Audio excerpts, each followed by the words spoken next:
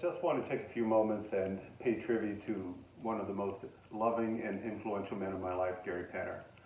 Last night, Saturday night, at around 11:30, Betty called and shared that Gary had gone on to be with the Lord.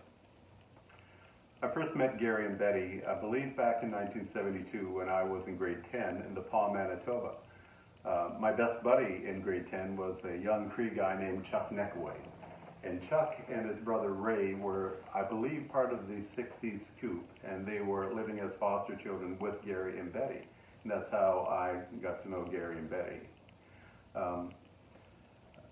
I believe in 1974, could be perhaps late 1973, Gary and Betty and Chuck moved from DePaul, Manitoba to Lindsay, Ontario, where Gary took over a struggling little church and subsequently made a great dynamic church out of it.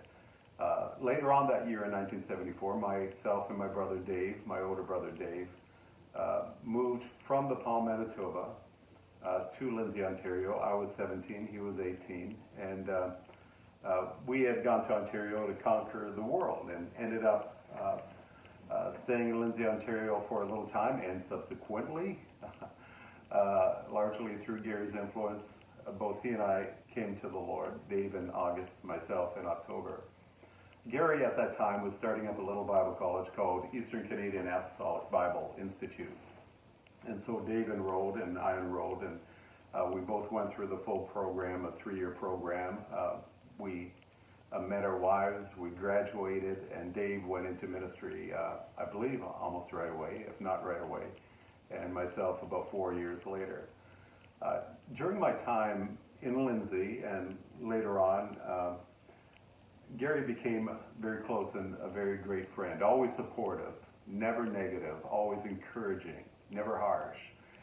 And he had a great way with young people. During my time as a pastor, he was always supportive, and I could always count on him to come and share at my church. My church loved him. Then subsequently, later on, now as my time as a lawyer, now about 20 years, I always knew I could call Gary and Betty and receive an encouraging word and have a few laughs. With some preachers, they depend on their oratorical abilities or their speaking skills in order to influence people for Christ. With Gary, compassion was his oratory. Enthusiasm was his eloquence. He influenced so many people. And we'll miss him. He leaves a gap in our lives, but he also leaves so many fond memories that bring smiles to our faces. And Betty, we love you very much, and we'll always be there for you if you need anything. Call us at any time, and we'll be there for you. We love you, and God bless.